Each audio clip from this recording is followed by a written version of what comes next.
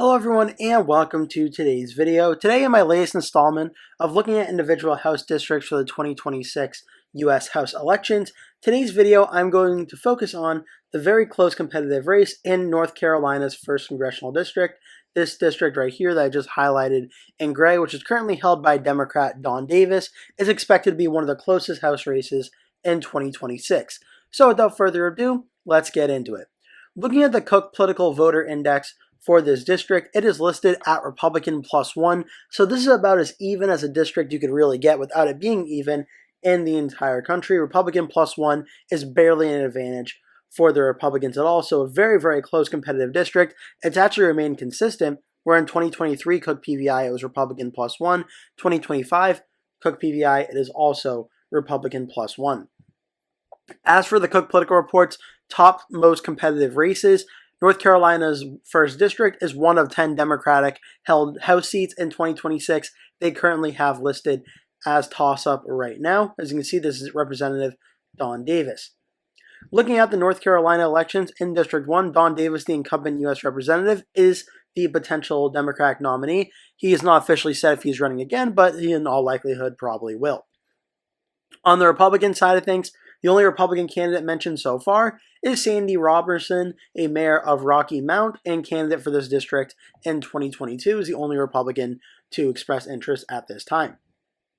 Some financial information from the Federal Election Commission shows Don Davis having about $528,443 cash on hand as of March 31st. As for the predictions for this race, Cook Politico and Inside Elections have the race listed as a toss-up. Sabato Crystal Ball, I believe, is supposed to have it as lean Democrat, but they didn't put the color in the ranking, but this is a lean Democratic ranking for Sabato Crystal Ball. So North Carolina, let's look at it. The state voted for Donald Trump by 3.2% at the presidential level in 2024, but this House district right here, there are 10 representatives that are Republicans in North Carolina, 14 that are Democrats. This district, North Carolina, won. This voted for the Democrat over the Republican by 1.7% in a very close race. In 2022, the district, which looks like it appeared to be redrawn since 2022, I believe there was a lawsuit going on there to have the districts redrawn, went by 1.7%. Back in 2022, the former District 1 Davis won by 4.7%. In 2020, it was at 8.4%. I believe it got redrawn 3 times now. The Democrat won Butterfield by 8.4%.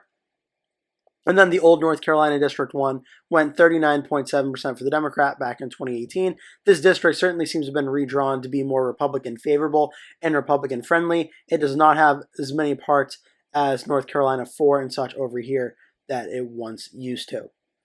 Just pulling up the map here shows you as well. North Carolina District 1 has parts of Bertie, Camden, Cowan, Currituck, Edgecombe, Cates, Greene, Halifax, Hertford, Lenoir, Martin, Nash, Northampton, Pasquotank, Paraquimel, Tyrell, Vance, Warren, Wayne, Washington, and Wilson counties, as well as a small portion of eastern Granville County. And that's where it looks like on here. I'm now going to pull up the more in-depth 2024 map to show you some of the main areas and cities around this county. So here's a more in-depth look at the North Carolina 1st District from 2024. As you can see, the district is a lot of suburban districts. It does come close to Raleigh, but doesn't get much of the inner Raleigh vote or so. So it's more like the surrounding districts and surrounding suburbs up here. Then it goes into the northern and northeastern part of North Carolina, and it showed Don Davis won with 49.5% of the vote to Lori Buckhout, the Republicans, 47.8%. Doing just quick math here, about 186,000 votes to 180, about 6,300 votes or so separating Davis and Buckhout in this very, very close race. Of the 376,000 votes, the largest county in this district is Wayne County, though in terms of how it goes, it's actually a very balanced county where the top county is only 53,000 votes, second's 51. So it's not too often we see two counties so evenly balanced like that in a lot of these House races. But Buckhout won Wayne by 11%, Nash went to Davis by 2%, Wilson by 6%, and then Lenoir went to Buckhout by 0.43. So as you can see, the top two, I think the top, Wayne definitely was a big reason why it was so competitive, but even still, as you can see around these areas, these close margins of victory here in these areas kept this race very, very close.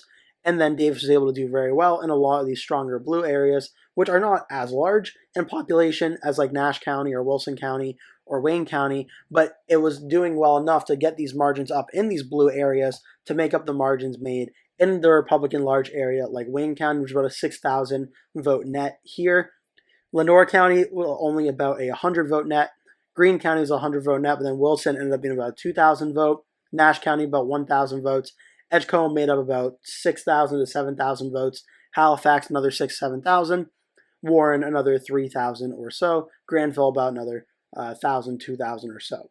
So you can see the math here, how a lot of this is definitely an evenly matched district, and these few counties at the top kind of split between the Republicans and Democrats in terms of the margin of victory, but it seems like these counties, Warren, Halifax, Edgecombe, and Wilson County, these ones right here sort of bolster the margins of what happens in Nash County, Wilson, Wayne, and in Greene County, these areas, and Lenoir. These are very close areas, and these like 3 Democratic counties help boost the margins for Don Davis, the Democrat here. I think that's how he won, was being able to boost enough of the margins, like a 7,000, 8,000 vote in Edgecombe, Halifax another 8,000 to 7,000, and Warren another 3,000 or so, helped to give Davis a very narrow win in this district.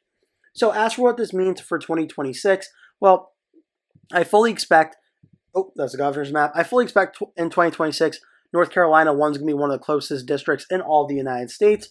Right now, the generic congressional vote, since we don't have any polling for this race yet, currently has the Democrats favored at 2 points. And we also did just see him obviously win in 2024 by about 2 points as well. Also worth noting, the Republican nominee that ran last time will not be running again. I fully expect this race to be very close, and I think it's definitely capable of going Democrat or Republican. Given that 2026 is supposed to be a good night for the Democrats, Democrats currently have a 2-point lead in the generic vote poll. My early prediction for this district today, I would have Davis favored to win re-election in the lean Democratic category. A little bit more than his 2-point victory last time. I think probably around like 3.5% is where I would have the district starting out right now as of today. But I think this is certainly a very close district and a very important one to watch for 2026. Thank you so much for watching. Make sure to hit like and subscribe if you really enjoyed this. Leave a comment below. Tell me your thoughts about this video, about this district, and anything else you would like to say. Thank you so much for watching. I hope to see you in the next video.